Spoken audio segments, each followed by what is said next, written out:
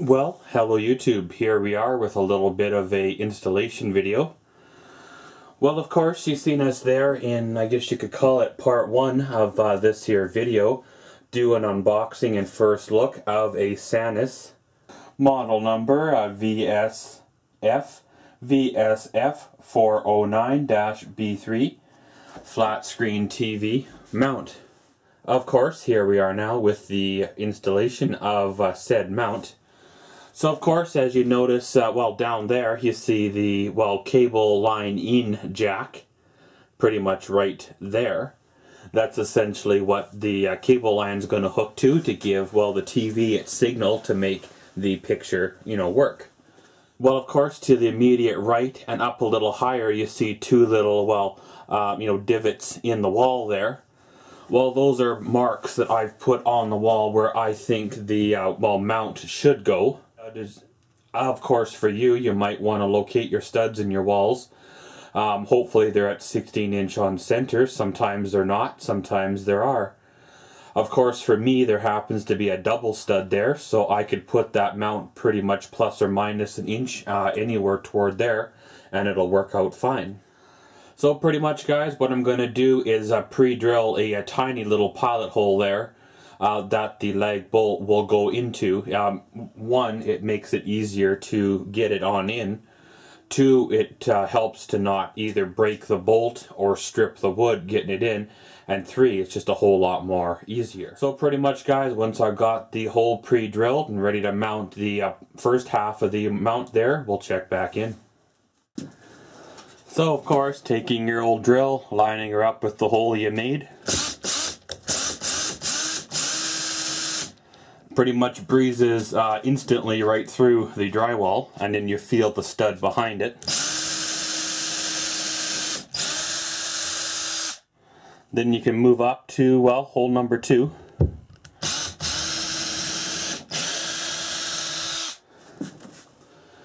And after you've got those holes drilled, then pretty much time to put the lag bolts in. So guys, of course, a little bit of a disclaimer here while I'm setting things up. When you are drilling or fastening anything to walls, whether it's a picture hanger or, physically drilling a hole or cutting a hole in a wall, be mindful of, utility lines like power lines, phone lines, cable lines, any type of lines that are buried, within the wall. Because, if you happen to puncture a water line, you're going to have yourselves a big mess, probably an expensive mess, and, it's going to be solely, your cost to replace.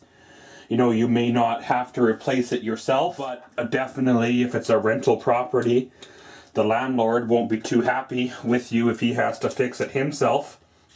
And if he has to hire out a trade, you might be responsible for the full cost of, said damage. So guys, of course, once you've got the holes pre-drilled, got everything all set up here, you can install your first lag bolt. Pretty much you got your mount, you got your lag bolt there. So what I'll do is I'll get set up here and get one turned in, and then we'll get the other one started, and away we go again. So of course we got the first one driven on in, all nice and semi-tightened down. Now to work on, the second one here. Of course, to make this job quicker, easier to bear, you could use a nut driver on your drill driver to run these lag bolts on in. However, of course, you may want to set the torque setting to a minimal setting so you don't overdrive it and happen to, strip the hole on out. So we'll just run these in and tighten them down.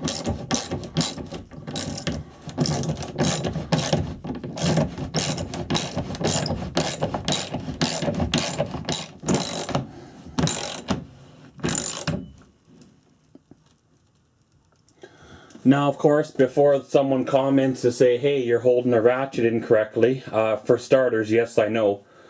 You can get lots of leverage off a little ratchet like that, so of course I don't want to be twisting the bolts off or stripping them out of the holes. So first of all, I hold it short like that to minimize the leverage, and of course to maximize stability. And then of course once you get down to this point here, you can kind of give a little bit of a twist and then she's all good. So of course now comes step 2 here, where we mount well, this piece here onto the back of the TV using, well, these hardware you know, bolts and spacers and washers and stuff like that to, well, make it on fit. So let's go over to the TV, turn her on over, and then we'll mount the mount to the back of the TV. Okay, so the next step here is to mount the old plate on the back of the TV. Pretty much taking, well, the star looking plate here, mounting it up with those 4 holes, and away you go. So of course, holding it up to the TV, you can see what holes line up, what holes don't. But being this is a semi-multi-fit kit, almost would fit any TV out there. Sometimes you have to use a combination of holes, or, you know, or so to get it to work, well, properly. So of course, with these ones here, it's those 4 that'll work with this TV. So of course, with this here kit, being it's a multi-fit kit, they send you out an assortment of, well, bolts or hardware. However, these ones here are too big to thread into them holes, so I had to run on down to the old, well, lumber store here, pick up some ones that'll fit, that'll thread right in. So of course, first thing you're going to want to do is turn in one of the bolts just to make sure that it's long enough to get all the way in. So of course, I do a test fit on one of the bolts, pretty much trying to get it in as far as I can get it. If you put a too long of a bolt in here, you will actually bottom it out and cause damage to, well, the panel or whatever's behind those little silver mounts. Of course, in this instant here, we probably have about a 1/4 of an inch gap between, well, the head of the bolt, if you want to call it, and the TV itself. So of course the tin from this mount won't take up that much of a gap, so we got to use some of the washers or spacers they provided in the kit. So of course we'll back that screw out there, get up the plate in place there. We'll put a spacer in between the plate and the TV itself, and then turn back in our first screw, and we'll see how everything lines on up. Okay guys, so here we are. Now that we got the plate mounted onto the back of the TV, pretty much look, you can tell. Of course I used the plate and then 2 washers and then the bolt, which kind of limited the bolt from running on through, going in too far and causing any issues. Of course, this method of install I've used over and over again on 2 or 3 different TVs and never have had a problem. So there's no reason to believe that it won't work this time around for, well, this TV. So of course, to mount this up onto the mount, the first thing you're going to need is this big silver dowel looking thingy here. It pretty much drops right on into the top of that hole. Basically, you put the dowel on in the hole. Then you have yourself a plastic washer, goes right on over top of that. And then what you do is you bring the TV assembly, drop it on top of that peg. Pretty much there is a corresponding indent with the mount that we put on the back of the TV with that little peg there. And once it's mounted on up, we have ourselves a, well, a hex head bolt here, as well as a little nut that you drive on in, and it pretty much locks her on down so it can't jump off. So what I'll do, guys, is I'll get the TV up on there, and if it doesn't fall off the wall in the meantime, then we'll check back in and we'll drive that bolt on home. Okay guys, so here we go. As you see, the TV is now officially kind of half mounted. As you see here, of course, it's well, flush against the wall. The full motion of the TV allows for quite a good range of, well, side-to-side play, angle-wise and stuff like that. Pretty much you can adjust it to almost any angle you need to, as well as it swings away from the wall, which then of course is a convenient access to allow you to, you know, plug stuff into the back, like the RCA cables and the coaxial and HDMI ports, and, you know, anything you have like PC monitor, all that good stuff. And once you're done, it basically just slides on back flush, if you want to say, and then away she goes.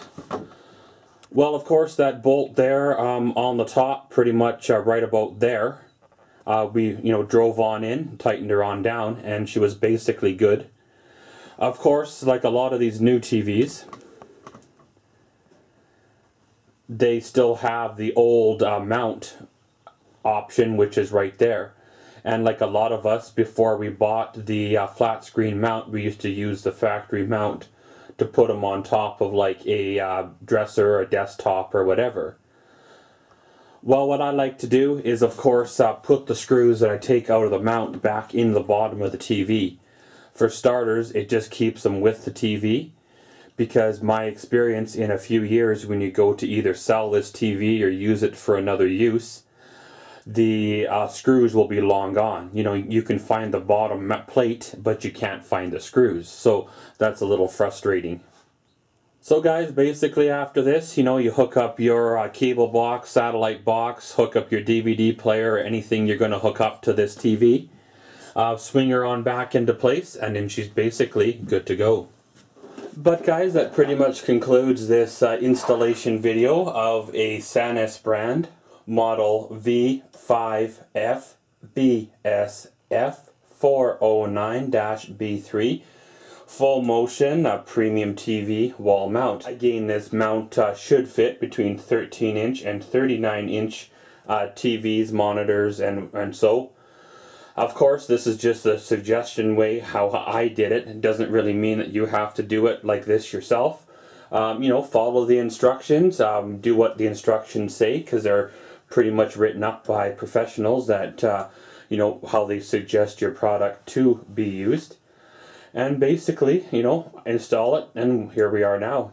But guys, as always, thanks for watching Maxwell's World. Comment, subscribe, and enjoy.